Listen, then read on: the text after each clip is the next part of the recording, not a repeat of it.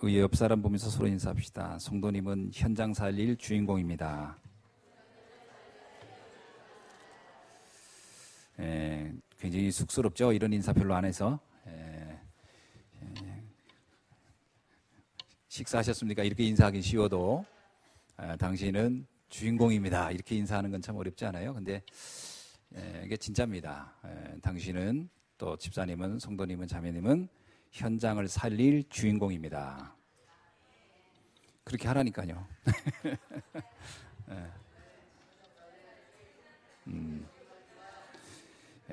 주인공이 아닌 줄 알았다가 주인공이라니까 굉장히 놀랍네. 또 한 번 인사합시다. 성도님은 교회 살릴 주역입니다. 그리고 세 번째 인사 또 하면 돼요. 하나님의 관심은 당신에게 있습니다. 아멘. 주역이고 주인공인 분이 흔들흔들하고 넘어지면 아무것도 할 수가 없어요. 그래서 하나님의 모든 관심은 여기 계신 여러분에게 있습니다. 아멘. 그럼 여기 없는 분들은 뭐 하나님 관심이 없단 말이냐? 그게 아니라 내가 그만큼 중요한 사람이다 이런 말이죠. 그런 눈을 가지고 옆 사람 한번 보세요. 중요하게 보이나? 중요하게 보이세요?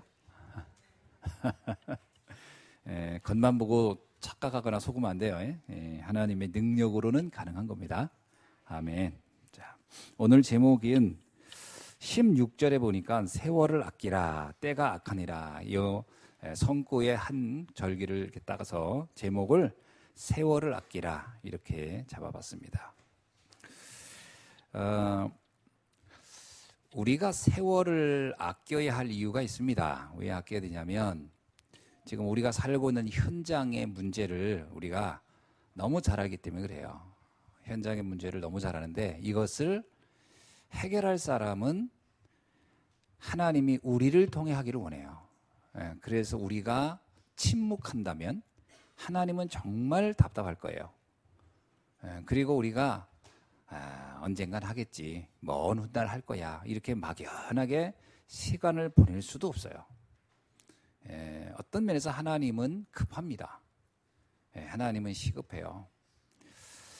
그래서 우리는 5가지의 그 영적 사실에 대해서 분명히 알고 있어야 합니다. 그래서 요한복음 6장 63절에도 예수님이 이런 얘기를 했어요.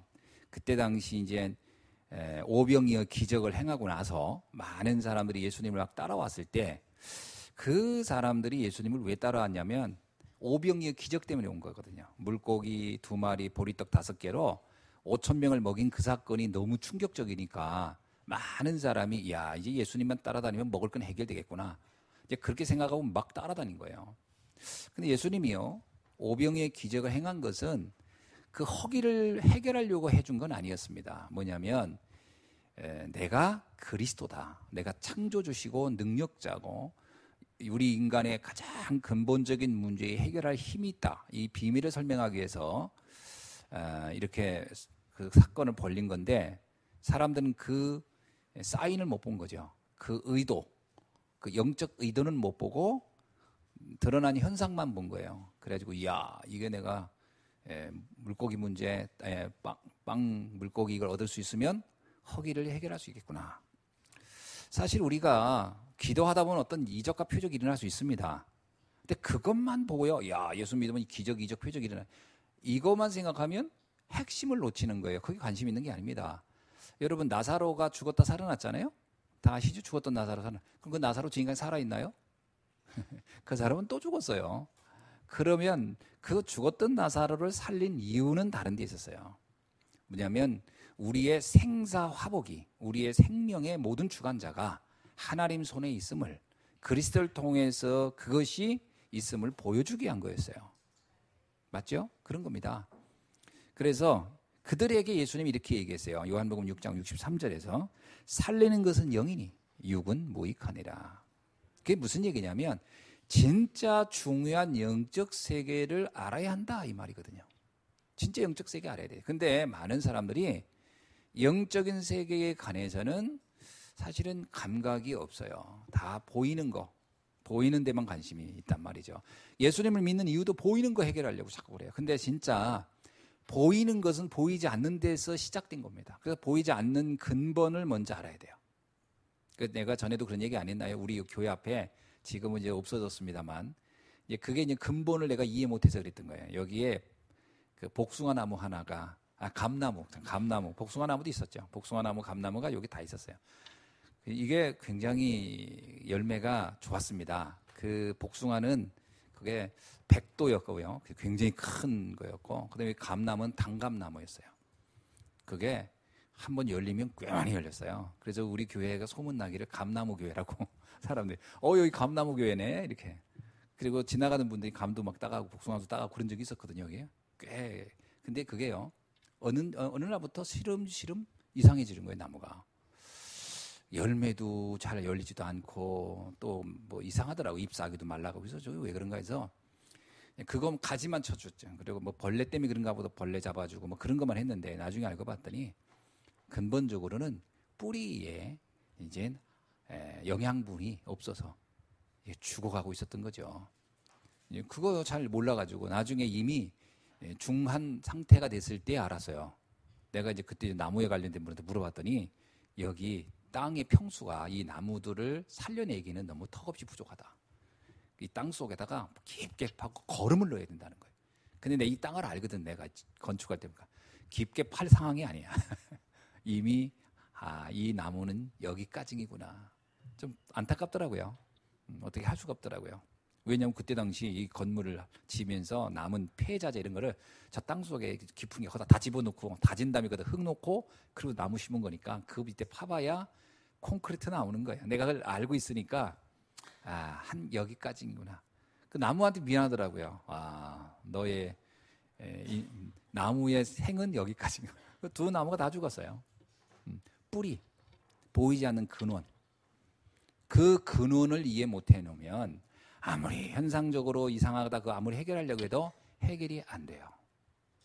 그래서 예수님이 말한 거예요. 살리는 것은 영이니 육은 무익하다. 이 말은 육이 아무런 가치가 없다. 그 얘기가 아니고 영적인 세계 이해 못했는데 육신적인 삶을 놓고 아무리 고민했는데 그게 해결되겠냐. 그 얘기입니다. 그렇죠? 우리가 자꾸 육신적으로 보이는 문제 놓고 자꾸 이건 왜 이래, 이건 어떻게 하면 돼, 막 그런 얘기 많이 하거든요. 그 다 부질없는 노력이라는 거예요.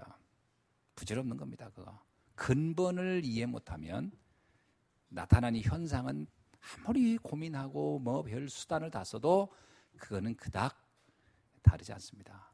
그거를 일반 심리학자 학자들도 이해하잖아요. 의식, 잠재의식, 무의식 이런 정도로까지도 설명을 하잖아요. 인간의 의식만 가지고 살아가는 게 아니다.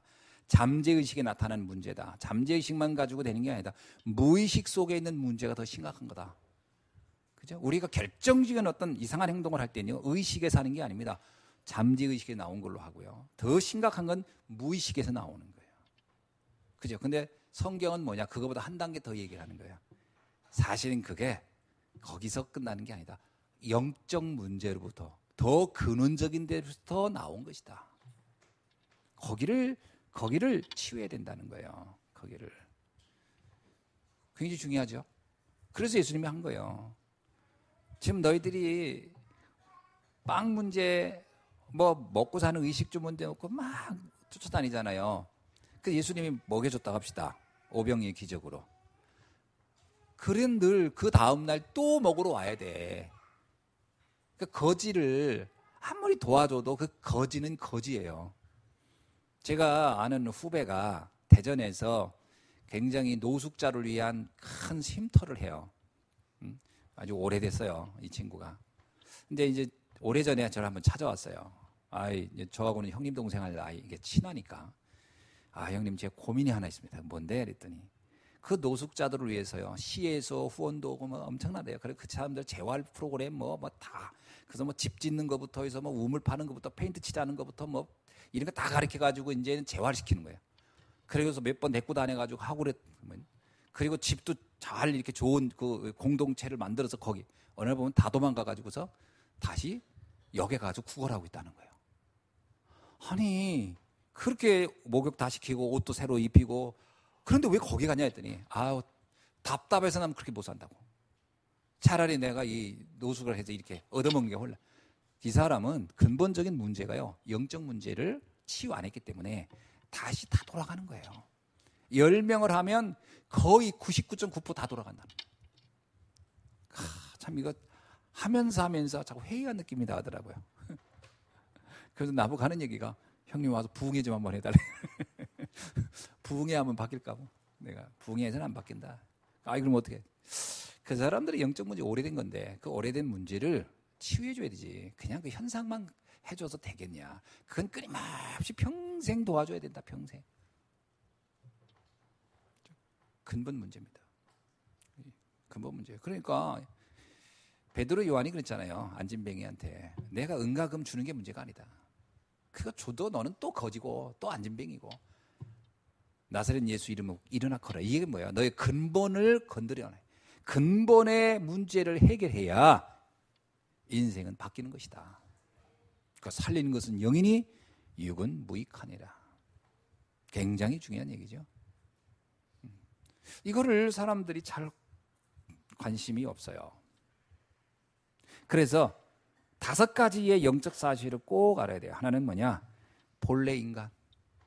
본래 인간은 어떤 인간이었냐는 거예요. 원래 인간은 하나님의 형상대로 창조된 존재가 원래 인간이죠. 그러니까 인간은 그렇게 존엄한 존재였다는 거예요. 그게 창세기 1장 27절에 나오잖아요. 그런데 이 인간이 어떻게 됐느냐? 이 어마어마한 영적 존재인 인간이 말 그대로 완전히 그냥 비참하게 돼버린 거예요. 창세기 3장 1절로 6절에 나오는 거예요. 그게 뭐냐면 근본 문제. 사단에게 속아서 그 하나님과 함께 해야 할 그 축복을 완전히 떠나버린 거. 그것을 성경은 가장 심각한 죄다라고 얘기합니다. 죄입니다. 그 영적 문제의 가장 큰 문제예요. 거기에서 모든 10,000가지 문제가 다 나온 것이다. 그죠? 그 한 가지 문제에서 10,000가지 문제 사건이 다 이렇게 파생된 것이다라는 거예요. 그래서 하나님이 이 문제는 인간이 스스로 해결할 힘이 없음을 알았어요. 그래서 하나님이 인간을 향한 계획이 있었다는 거예요. 절대 계획. 하나님의 절대적 계획이 뭐냐? 창세기 3장 15절이에요. 여자의 후손을 보내요. 우리를 저주와 재앙으로 이끈 그 존재를 완전히 그 힘을 결박시켜버리고 그 소나기에서 우리를 해방시키겠다는 겁니다.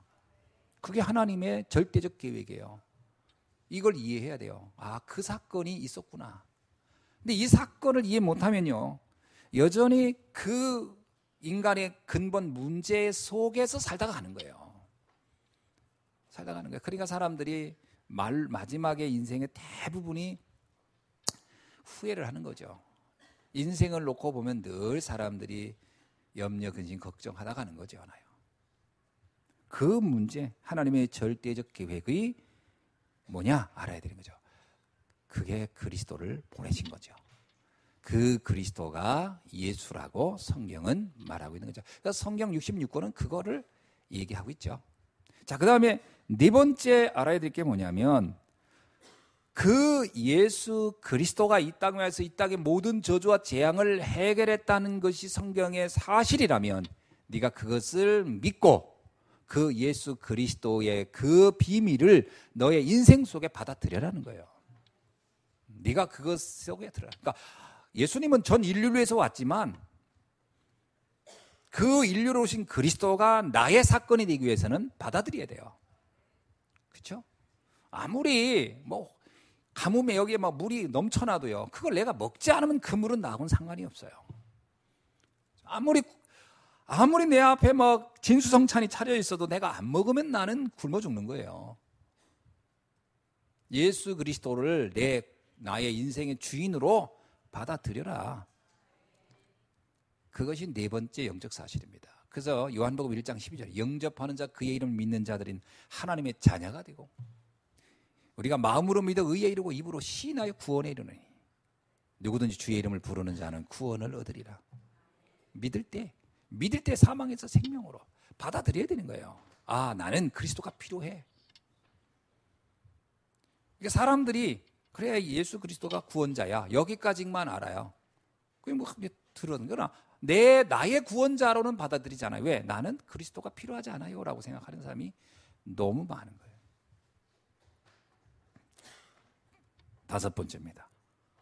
그런데 이 모든 비밀들에 대해서 내가 알아들었다는 것은 하나님의 은혜예요.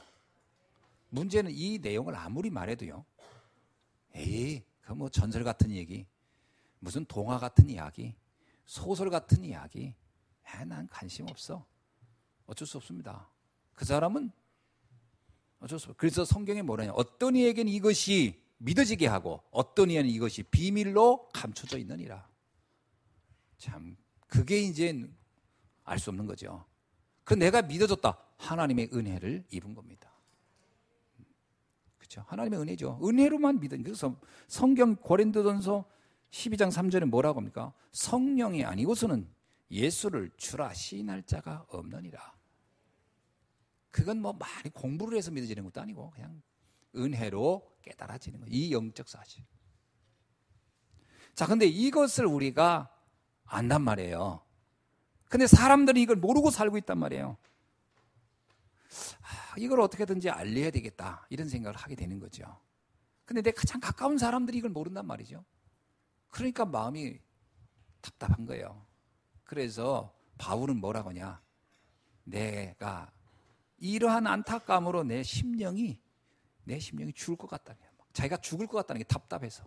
사람들이 이걸 못 알아들으니까. 그러니까 바울은요, 막 때를 얻든지 못 얻든지 전하라. 그 사람들이 지금 못 알아듣고 있으니까 언제 혹시 아냐, 조금 전까지는 못 알아듣지 지금은 알아듣지 해라는 거예요. 그건 아무도 모르니까. 저도 그런 거예요. 저도 옛날에 이 복음 처음 들을 때, 한 20년 전이죠. 이거 들을 때요, 못 알아듣겠더라고요. 뭐 이게 뭐 이렇게 뭐 어떻다. 나는 내가 목회자인데도 목사가 하는 일은 사람들에게 어떤 삶의 교훈을 알려주는 거라고 생각했어요. 좋은 생활하는 방법, 처세술, 뭐 가정을 행복하게 하는 방법, 현상적인 이야기를 주로 얘기했죠. 그 전에 설교를 보면, 내가 설교를 옛날에 한 거 보면 딱 구분이 되는 거예요. 무슨 얘기냐면요, 참으세요. 그리고 뭐 그를 위해서 헌신하세요. 용서하세요. 마음을 넓게 가지세요. 전부 다 생활에 관련된 어떤 자세, 인격에 관한 얘기예요. 설교가 다 그런 이야기였더라고. 내가 읽어보면서도 한편으로 이러잖아요. 아이고, 나도 못하면서 남들한테 어지간히도 뭐 이렇게 하라 저렇게 하라고 가리키기만 했네. 내가 그거 보고 내가 웃기더라고. 나는 그렇게 하지도 못하면서. 그때 내가 부인하고 엄청 싸울 때인데, 부부 싸우지 마세요. 뭐 용서하세요. 어쩌고저쩌고.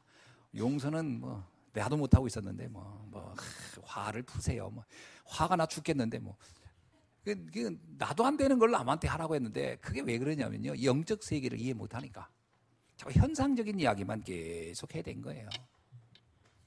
근데 어느 날 정말 은혜죠. 내가 막 알고 싶었던 것도 아니에요. 그걸 내가 막 들어야지, 영적 세계는 알아야 돼, 이런 게 아니었어요.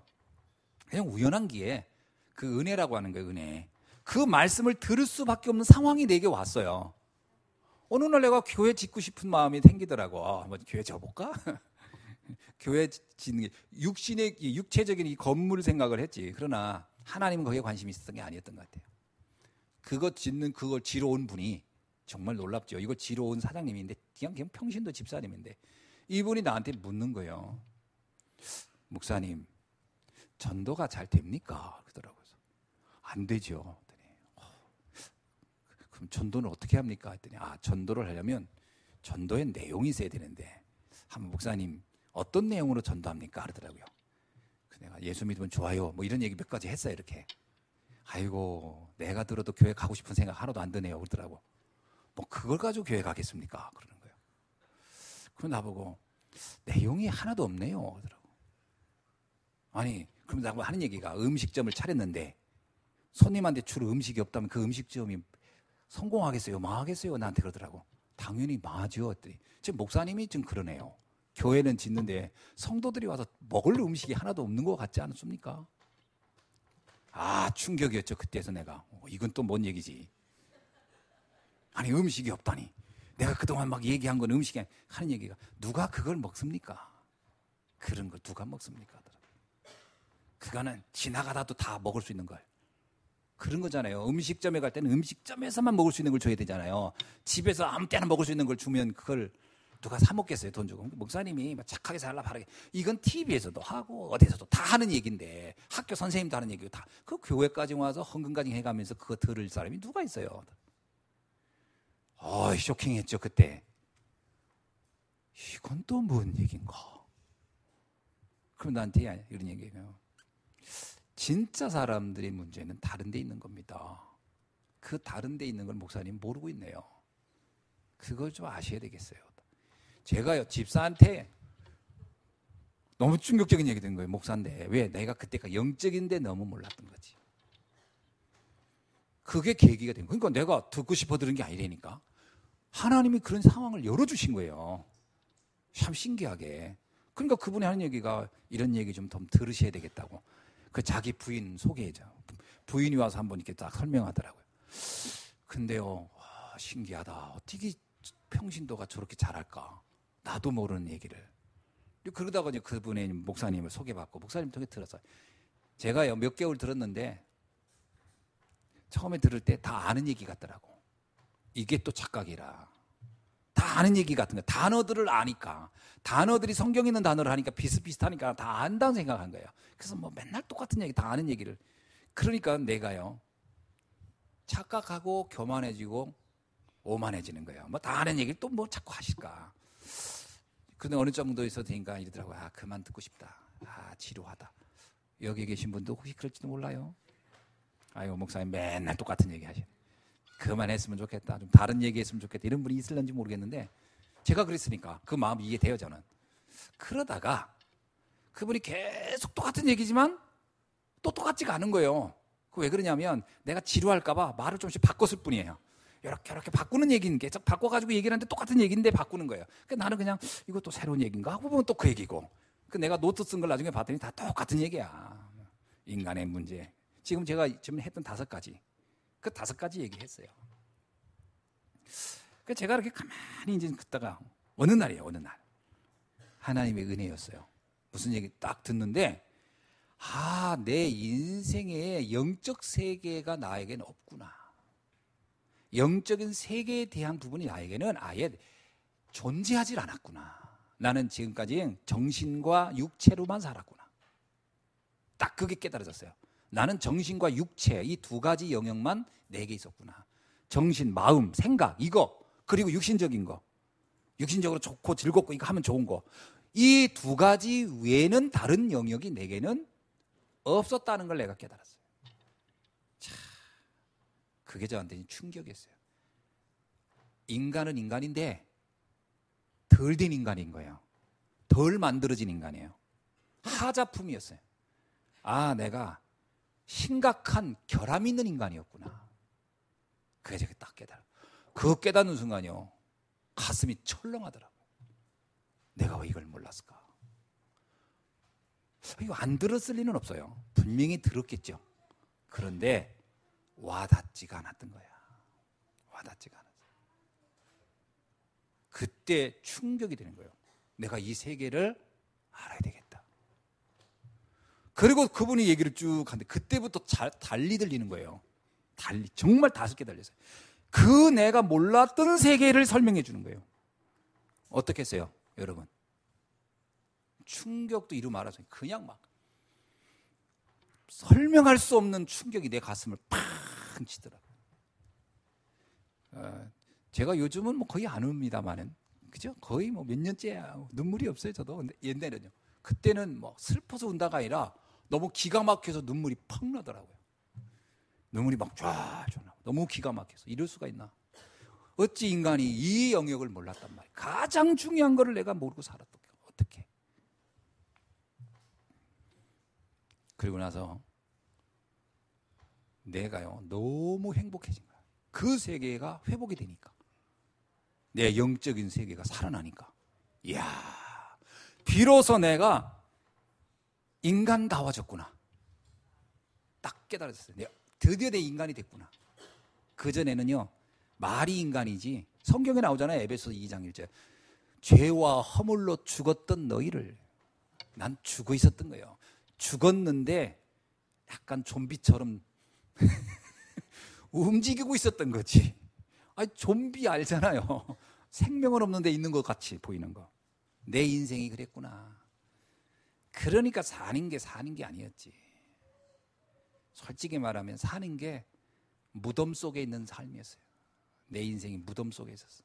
희망도, 낙도, 기대도, 꿈도 아무것도 없는 거예요. 눈 뜨면 그냥 사는 거, 생존. 생존이 뭔지 아세요? 눈 뜨면 그냥 숨 쉬는 거. 그냥 또 하루 살아가는 거. 그리고 빨리 하루 지나갔으면 좋은 거. 그 다음 눈 뜨면 아유 지루한 하루 또 시작되는 거. 그 살아있는 좀비예요. 그냥 좀비. 그게 내 인생이었다니까. 그러니 내가 딱 살아났을 때 기쁨이 어떻겠습니까? 여러분 죽었다 살아난 분은 그거 이해할 건데 한번 죽었다 살아난 분이 이해할 거예요. 이 환희와 기쁨과 감격을. 이야, 정말 어떻게 표현할 수가 없더라고요. 이거는 영적으로 죽었던 것을 경험하고 살아본 걸 경험한 사람만 알 수 있는 세계예요. 그게 안 해본 사람은 몰라요. 아이, 뭐 저런 게 뭔가. 아이고 복잡해라, 어려워라. 또 그럴 겁니다. 저는요, 그때 제가 가졌던 충격과 이것은 지금 잊을 수가 없어요. 자, 그래서 세월을 아껴야 되는 게 뭐냐. 이걸 거의 내 주변 사람들은 모르고 있다는 거예요.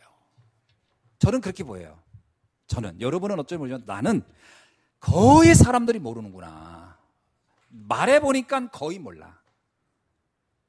마음이 뜨거워지는 거예요. 답답해지는 거예요. 갈급한 거예요. 이거 도와줘야 되겠다. 만나서 들어보니까요, 다 엉뚱한 얘기. 옛날에 내가 했던 그거, 정신적이고 육체적인 거, 마음, 생각, 이 영역에 대한 이야기로만 가득한 거예요. 온통 그 얘기만 해요. 어디 가서 먹었더니 어떻고, 누구 만났더니 어떻고. 그거는 정말 인간의 삶 중에 아주 한 부분에 불과한 거거든요. 근데 그게 이제 인간의 삶 전체인 줄 알고 그 얘기만 계속 하는 거예요. 그 얘기 듣고 있으면요, 참 딱하다, 불쌍하다, 참 이렇게 좀 이거 도와줘야 되는데, 이런 생각이 확 드는 거죠. 여러분, 오늘 본문이 뭐냐고 아세요? 성도의 정체성입니다. 오늘 본문에 15절 21절이요. 바울이 이 내용을 알고 있어요. 바울은. 그렇죠? 바울은 이걸 너무나 잘 알고 있어요. 그러니까 이 에베소 성도들에게요, 막 이 말을 해주고 싶은 거예요. 그래서 이 막 불타는 마음에, 그 안타까운 마음에 이제 쓴 겁니다. 그런즉 너희가 어떻게 행할지를, 뭘 행한단 말입니까? 자세히 주의하여 지혜 없는 자 같이 하지 말고 오직 지혜 있는 자 같이 하여라. 자세히 봐봐라. 사람들 어떻게 사나? 그들의 상태가 어떤지 보이지 않냐? 자세히 봐봐라. 조금만. 그냥 대충 보지 말고. 영적으로 다 죽어 있다. 불신자 상태 보이냐는 거예요. 여러분 보입니까? 여러분 주변 사람들 자세히 봐보세요. 영적 상태 보여요, 안 보여요? 자세히 보니까 돈 많은 것만 보여요? 자세히 보니까 아이고 아들 출세했네, 성공했네, 좋은 학교 갔네, 이거 보입니까? 영적 상태 보여야 돼요. 성공한 것 같고 출세한 것 같고 대단한 것 같은데 결국은 망할 수밖에 없는 그 상황에 있구나. 요게 보여야 됩니다. 그러면 뭘 행합니까? 행할 게 보이잖아요. 도와줘야죠. 그러면서 지혜 있는 자 같이 하라. 지혜가 뭔지 아세요? 지혜가? 오직 너는 지혜 있는 자 같이. 지혜가요, 구약은 호크마고 신약에서는 소피아라는 단어로 쓰거든요. 근데 이 말이 선악을 분별하는 비밀입니다. 지혜가 뭐냐면 선과 악이 뭔지를 분별할 수 있다. 그런 그 지혜가 있는 거예요. 그 지혜 없다는 얘기는 뭐냐? 이런 얘기죠. 좀 속된 말로. 아, 얘는 똥오줌도 못 가려. 그건 구분 못 한다는 얘기예요, 구분. 이게 대변인지 소변인지. 그 얼마나 황당하게 살겠어요. 변인지 된장인지 구분 못하면 어떻게 되겠어요? 근데 똑같아요. 선과 악을 구분 못하고 산다는 거예요, 사람들이. 뭐가 진정한 선이고 뭐가 악인지. 하나님과 함께하는 것이 선이고 하나님을 떠나 있는 게 악이거든요. 이게 진짜 선악의 문제는 여기에 있는 건데 뭐 얘가 좀 거짓말했냐 안 했냐, 얘가 욕심냈냐 안 했냐, 얘가 무슨 좀 욕했냐 안 했냐, 이게 선악인 줄 알아요. 그건 그냥 윤리도덕적으로 그냥 대충 좀 넘어가면 돼요. 뭐 사람이 살다 보면 그럴 수도 있고 저럴 수도 있는 거지. 뭐 언제 우리가 뭐 천사입니까? 뭐 천사도 배신했는데 하나님. 사람은 뭐 이렇게 할 수도 저렇게 할 수 있어요. 그게 문제가 아니고요. 하나님을 알고 있느냐, 하나님 만났냐 안 만났느냐. 그걸 보고 불신자 딱 보면 어때요? 불신자 딱 보면 답이 나오잖아요. 제 아무리 성공을 하고 대단한 명예를 가졌어도 하나님을 모른다? 완전히 망한 사람이구나. 완전 저주에 빠졌구나. 이거 도와줘야 되겠구나. 이렇게 안 보입니까? 그게 지혜예요. 그 지혜가 있어야 된다는 거예요. 이 지혜 하나도 없이 산다. 그러니까 성도들이 그 지혜가 있기를 원한다는 거예요. 좀 오직 그런 지혜가 좀 있어라. 그러면서 뭐라고 합니까? 세월을 아껴라. 때가 악하니라. 이 악하다는 말이 뭔지 아세요? 사람들이 막 싸우고 질투하고 욕심내고 이런 뜻입니까? 아니에요. 이 악이라는 얘기는요, 하나님을 떠난 상태로 지금 사단에게 완전히 다 잡혀있다. 지금 그런 시대다. 이 악한 시대는요, 갈수록 심해지는 거예요. 지금 인간이 과학 문명이 발달할수록 하나님에 대한 영적 세계는 점점 어두워지고요, 육신적인 것만 눈이 계속 밝아져가지고 하나님 없이도 뭐 세상이 파라다이스를 만들 것 같잖아요. 여러분 옛날에 핸드폰 없을 때보다 핸드폰 있으면 뭐 엄청 인간관계 좋아질 것 같죠? 좋아졌나요? 뭔가 막 자동화되고 막 엄청나게 편리해지면 행복해질 것 같으면 행복해집니까? 마차 타고 다닐 때가요, 사람들이 길에서 덜 죽었어요. 지금 자동차 타고 다니면서 굉장히 많이 죽어요. 서로 부딪혀가지고. 옛날엔 부딪히면요 그냥 다치기 나오고 기스만 나지, 지금은 그냥 박살 나서 죽어요. 차 타고 다니니까. 뭐가 더 행복해졌습니까? 과학 문명이 우리를 더 행복하게 만들었나요? 아닙니다. 그런 거로 인간이 행복해지는 거 아니에요. 하나님이 떠난 상태에 있는 한 무엇을 발전시키고 무엇을 만들어도 인간의 삶은 점점 더 소외되고 피폐해지는 거예요. 오늘날이 옛날보다 정신병자는 더 많아졌어요. 정신병동은 더 많아졌고 더 많이 발전하고 있어요. 의약품도 엄청 발전하고. 누가 그러더라고요. 약 중에 최고 독한 약이 그 가장 또 비싼 약이 정신병 약이라고. 정신질환 약 먹어보세요. 사람 바보 만들어요. 침 질질 흘리게 만들고. 그런데 되게 독해요. 그리고 완전 가둬버리고요. 근데 이런데 정신병동이 다 꽉꽉 차 있어요. 그 외로움, 소외, 감당이 안 됩니다.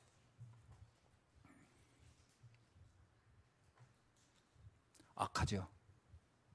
때가 악합니다. 사단이 다 장악했어요. 물질 문명으로 착각하게 시켜가지고 싹 다.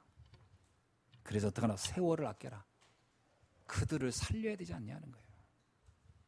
복음 외에 다른 것은 안 돼요. 지금 3단체는 막 끊임없이 막 프리메이슨, 뉴에이지, 유대인 이런 조직들은 막 거의 보이는 것 가지고 사람들의 마음을 다 사로잡고 계속 더 비참하게 만들고 있습니다. 그래서 우리가 서론에 빠져 있으면 안 돼요. 빨리 본론으로 나가야 돼요.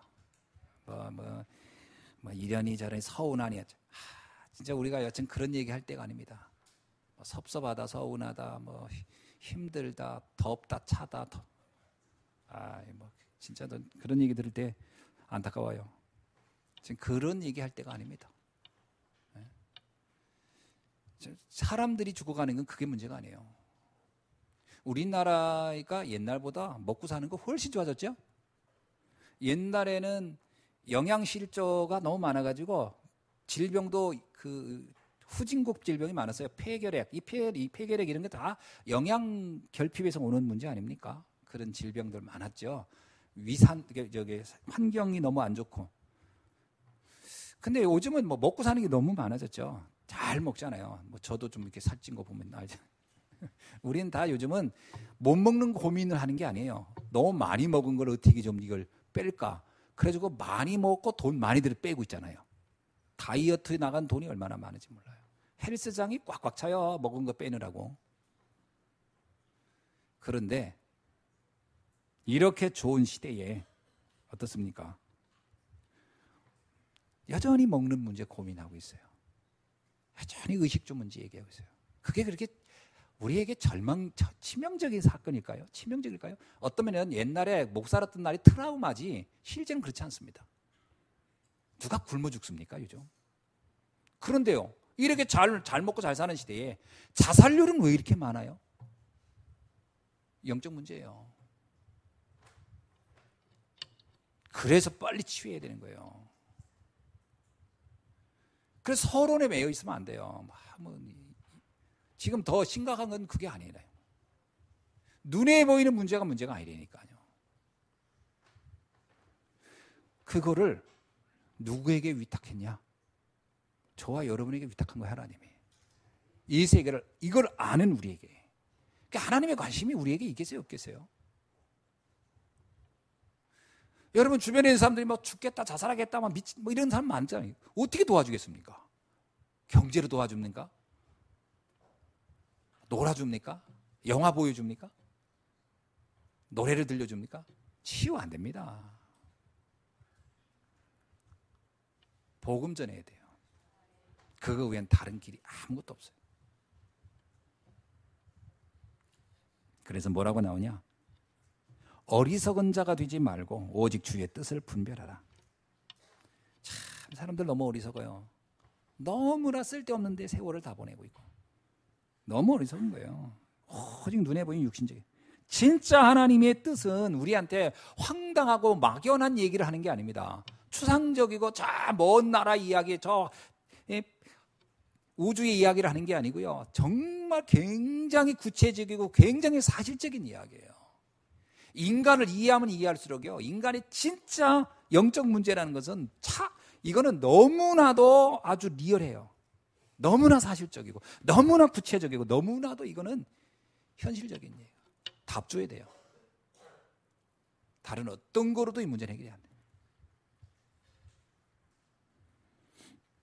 그래서 마태복음 6장 31절로 33절에 예수님이 그러잖아요. 제발 좀 뭔가 마시고 입고 자고 하는 거 그거 신경 쓰지 말고 그건 신경도 쓰지 말아라. 그건 저절로 그냥 다 되는 거다. 그의 나라와 의를 구하라. 본론이 인생으로 들어가라. 그러면서 5절에 그러니까 18절에 뭐라고 나오죠? 술 취하지 말라. 이는 방탕한 것이니 오직 성령으로 충만함을 받아라. 이게요, 술 취하지 말란 말은 단순히 이 알코올을 먹지 말란 말이 아닙니다. 이 술은 세상의 그 즐거움을 시적으로 표현한 거예요. 이렇게 예표한 겁니다. 그러니까 뭐냐면 세상에 취하지 말라라는 거예요. 세상에 취하지 말라. 세상에 취한다는 얘기가 뭐예요? 세상의 껍데기만 보고 막 부러워하고 막 나도 저렇게 살고 싶고 지금 그게 중요한 게 아니라는 거예요.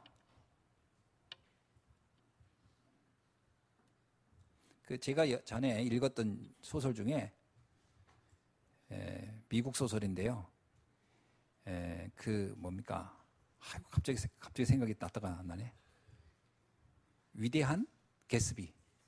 위대한 개스비. 그 소설을 보면서요, 그 개스비라는 사람을 왜 위대하다고 했을까?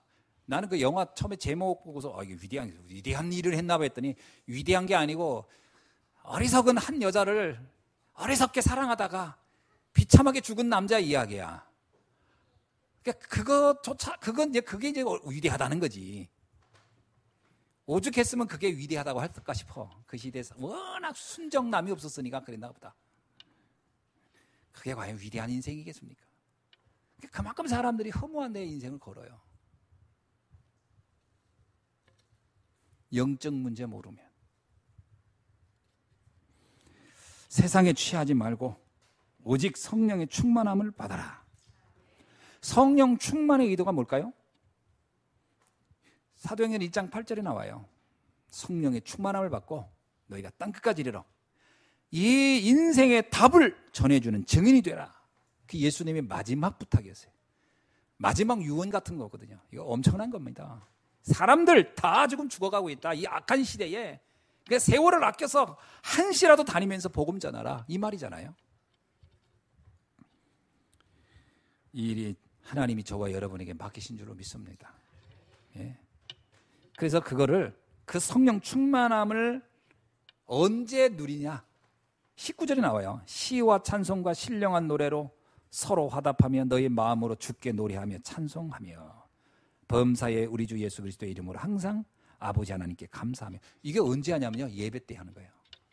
그러니까 우리가 성령 충만이죠. 이 사명을 언제 확인받냐면 예배 때요. 예배의 축복을 누려라는 거예요. 예배 축복을 정말 누리면 내 인생이 진짜 영적으로 살아나고요, 성령 충만해져요.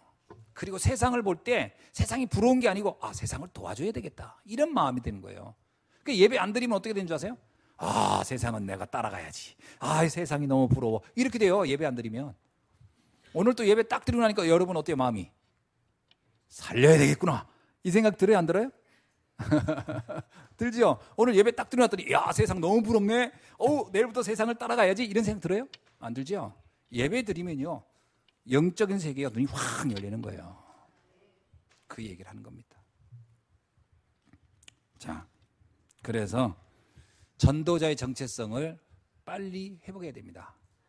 그래서 여러분, 우리 언약, 이게 언약이 뭐냐면요, 유일한 답이에요. 유일한 답, 그리스도. 이거 딱 잡으시라는 거예요. 그걸 놓고 비전, 현장 보라는 거예요. 다 악한 자에게 잡혀있는 거예요, 현장. 그거 살려야 되겠다. 이걸 비전으로 잡으세요. 그러면 우리가 꿈을 어디다 꾸냐? 하나님 나한테 이걸 하라고 지금 나에게 이 시대에 이렇게 보내셨군요. 그럼 내가 어느 현장이든 이거 하겠습니다. 하고 가겠습니다. 우리 나이 드신 우리 어르신들도 똑같습니다. 이거 딱 봤다. 그럼 우리 가문 가정, 우리 후대들 누구 기도해야 되겠구나. 꿈이에요, 꿈. 나에게. 그래서 나이가 들어도요, 꿈은 사라지지 않는 겁니다. 성경에 뭐라고 나옵니까? 나이 들어도 어떡하라고요? 꿈을 꾸라는 거예요. 어떤 꿈일까요? 하나님이 주신 위대한 꿈을 꾸라는 거예요. 그래서 뭐라고 나옵니까? 자녀들은 예언할 것이요. 예언이 뭔가? 자녀들은 가서 외치라는 거예요. 너희 젊은이들은 환상을 보며, 젊은이들은 막 비전을 보고, 너희 늙은이들은 꿈을 꾸라. 세상 살릴 꿈을 꾸라. 아멘. 예, 그러니까 여러분 모두가 다 전도자요. 아멘. 모두가 다 살리는 일을 할 수 있습니다. 제가 늘 우리 어르신들한테 얘기하잖아요. 모세 선생님을 본받으십시오. 80부터 시대적인 사명을 감당했으니까 우리 어르신들은 아직 할 일이 많다. 요즘 또 하나님이요, 건강을 또 이렇게 주셨잖아요. 제가 글을 보니까, 이거 죄송합니다만 이게 근거가 어디 있는지 모르겠는데 지금 글만 읽은 거예요. 러시아 분들이 수명이 66세래요. 평균 수명이. 그러니까 우리가 러시아 태어났으면 66세쯤에 거의 대부분 떠나는 거야. 근데 우리나라 분들의 평균 수명이 지금 80이 넘어가요. 그죠? 다 90. 그러니까 우리 어르신들이 이제 앞으로는 90에서 100세까지 사실 거거든. 내가 보니까 한 120세가 원래 성경에서 말하는 성령 나이더라고. 성령 충만하면 살 수 있는 나이가 120세예요. 우리 권사님 성령 충만하셔, 집사님들 120세까지 성령 나이를 드시길 바랍니다. 그럼 그 나이를 왜 허락하겠냐? 사명 감당하라고요. 사명 감당하라고. 네. 그 꿈꾸는 거예요. 살려야 되겠다. 많은 사람들. 그거 놓고 이미지 그리는 거예요. 우리의 이미지가 뭡니까? 나는 안 돼, 못해, 힘들어. 난 이렇게 어떻게 그냥 노년애가 어떻게나 이렇게 갈 거, 이런 이미지 그리지 말고요. 전도자 이미지를 그리기 바랍니다. 전도자 이미지, 멋진 전도자 이미지요. 그리고 이걸 놓고 지금부터 하나씩 준비하셔요. 그래서 이제 건강도 좀 준비하시고, 이렇게 구원의 길도 좀 준비하시고, 준비하는 거예요. 그러면서 또 우리 교회를 위해서 준비하고요. 앞으로 교회가 이런 교회가 돼야 되겠구나. 또 우리 후대들을 위해서. 그래서 교회 그림도 그려가고요. 그렇게 해가는 겁니다. 아멘. 그래야 하나님이 거기에 축복하시고. 그러면 중직자의 정체성이 나오는 거예요. 삼제자 비밀을 꼭 여러분이 응답받으시기 바랍니다. 비밀 결사대. 그래, 목회자의 동역자, 보호자, 식주인 되겠다. 지금 우리가 하는 일이 너무나 소중하기 때문에 이 복음 전하는 주의 종과 함께 내가 세계복음 해야 되겠다. 그렇죠? 로마서 16장 같이. 홀리 메이슨 해야 되겠다. 문화권을 바꾸는, 흑암 문화를 바꾸는 교회를 세워야 되겠다. 그리고 5가지 뜰이 있는 이방인의 뜰, 나그네의 뜰, 아이들의 뜰, 그리고 집중의 뜰, 그리고 체험의 뜰이 있는 교회를 세워야 되겠다. 이게 우리의 꿈이 되는 거, 우리의 비전이 되는 거죠. 그리고 렘넌트 미니스트리, 미래 바꿀 우리 후대를 위한 렘넌트 운동하는 교회가 돼야 되겠다. 3단체 살릴 신학교 조직을 이제 준비해야 되겠다. 여러분, 신학생의 중요성은 뭐 아무리 강조해도 결국 목회자의 몫입니다. 제가 제 자신이 복음 몰랐을 때 생각하면요, 그때 복음 잘 모르실 때 성도님들한테 너무 미안한 거예요. 그때 이야, 이건 정말 이게 범죄구나. 범죄. 복음 없이 그 율법 얘기하고 종교 얘기하는 건 범죄거든요. 그래서 내가 그때 죄를 너무 많이 졌어요. 근데 요즘 아주 그날을 생각하면 가슴이 아픕니다. 목회자 하나 세우는 게 그렇게 중요해요. 그래서 100명의 복음 가진 목회자 세우는 게 정말 중요한 겁니다. 그게 후대를 위하여 우리 RTS를 놓고 여러분 많이 기도할 수 있길 바랍니다. 오늘 특별히 또 RTS 주일이니까 우리가 참 생각 많이 해야 돼요. 그리고 3기업 만드는 응답을 여러분 실제로 지금부터 꿈을 꾸길 바랍니다. 3기업이 뭐예요? 선교적 기업, 사회적 기업, 그 다음에 뭡니까? 문화적 기업. 다시 말하면 복음을 확산할 수 있는 시스템을 현장에 실제 산업으로 해야 되겠구나. 전문 사역을 열어가야 되겠구나. 그거 놓고 지금 기도하시기 바랍니다. 요빠의 도르가, 가이사라의 고넬료, 빌리포의 루디아, 고린도의 브리스 아굴라 같은 로마서 16장과 같은 사람들이 그 일을 했던 사람들이거든요. 그 시대에, 그 지역에서. 그걸 우리도 해야 되겠다. 꿈을 꾸길 주의 이름으로 축원합니다. 하나님은 반드시 응답할 줄로 믿습니다. 자, 말씀을 맺습니다. 시편 90편 12절을 한번 우리 찾아볼까요? 시편 90편 뭐라고 나오는지 한번 읽어봅시다.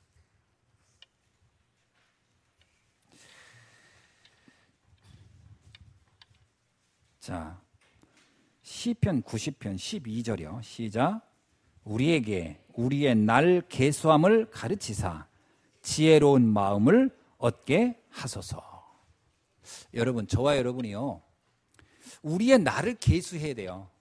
지금부터 내가 얼마를 살겠고 얼마를 일하다 가겠구나. 생각해 보세요. 여러분이 마음껏 뛸 수 있는 나이가 언제까지고, 언제 이후부터는 내가 좀 쉬다 가야 되겠구나. 또 쉴 수 있는 나이 뭐 할 수밖에 없죠. 연세가 많아지면. 그럼 내가 뛸 수 있는 날이 얼만큼이고 그것 동안 내가 무엇을, 나의 날 계수를 해야 돼요. 그게 세월을 아끼는 것 중에서 아주 지혜로운 방법입니다. 나의 날 계수를 하라. 그래서 서밋 계획을 세우기 바랍니다. 서밋 계획. 나의 직분에 따라, 나이에 따라 하나님께서 지금 나를 통하여 하시길 원하는 게 뭐냐.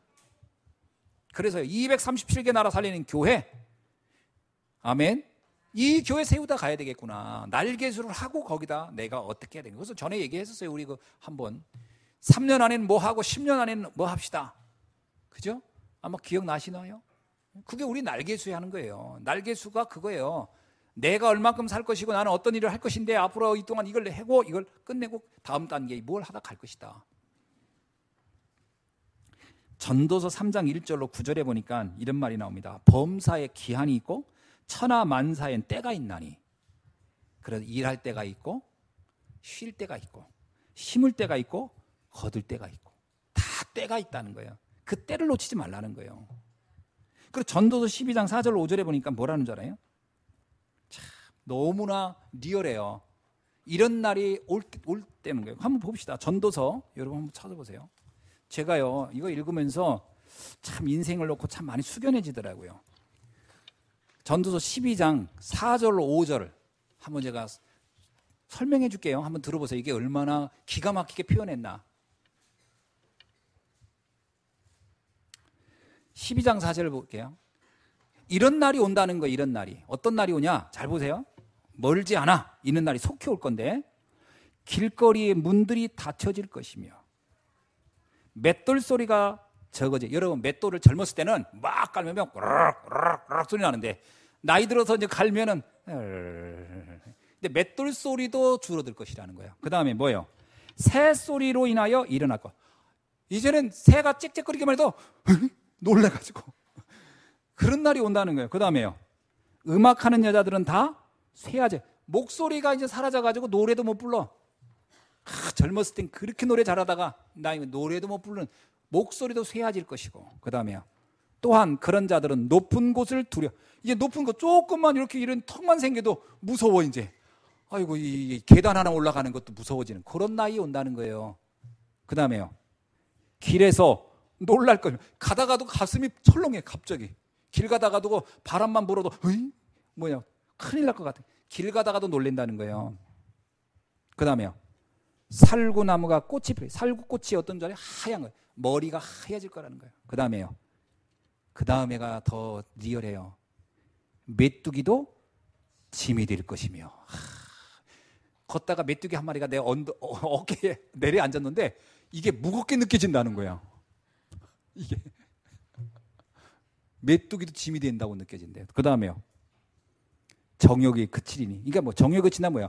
의욕이 없어지는 거야. 아무런 의욕이 없어져. 이는 사람이 자기의 영원한 집으로 돌아가고 조문객들이 거리로 왕래하게 됨이니라. 나의 죽음을 놓고 조문객들이 왔다 갔다 하는 날들이 곧 올 것이라는 거예요. 이게 인생이 이렇게 빨리 간다는 거예요. 참, 내가 이거 읽는데요, 가슴이 막 먹먹해지. 그래, 이런 날이 오겠지 나에게도. 그러려면 날 계수를 하고 정말 제대로 살다 가야지 않느냐. 순간입니다, 인생. 하루라도 더 늦기 전에 지금 할 게 있어요. 고린도후서 6장 2절. 보라, 지금은 은혜 받을 만한 때요, 보라, 지금은 구원의 날이로다. 디모데후서 4장 2절. 너는 말씀을 전파하라. 때를 얻든지 못 얻든지 항상 힘쓰라. 잠언 27장 1절. 너는 내일 일을 자랑하지 말라. 하루 동안에 무슨 일이 일어날지 네가 알 수 없음이니라. 내일을 어떻게 예측하냐. 오늘 최선을 다하고 오늘 하나님의 축복을 누리고 오늘 내게 맡긴 사명을 감당하라. 날개수하는 사람의 삶이죠. 자, 그래서 저와 여러분이 이 언약을 가지고 오늘 또 가장 후회 없는 인생, 가장 멋진 인생, 전 세계 살리고 교회 살리고 후대 살리는 일에 주역이 되기를 주의 이름으로 축원합니다. 기도하겠습니다. 하나님 감사합니다. 오늘 주신 말씀을 다시 한번 깊이 묵상하면서 시대 살리는 주역, 교회 살리는 주역, 후대 살리는 주역의 응답을 반드시 누릴 수 있도록 축복하여 주옵소서. 예수 그리스도의 이름으로 기도하옵나이다. 아멘.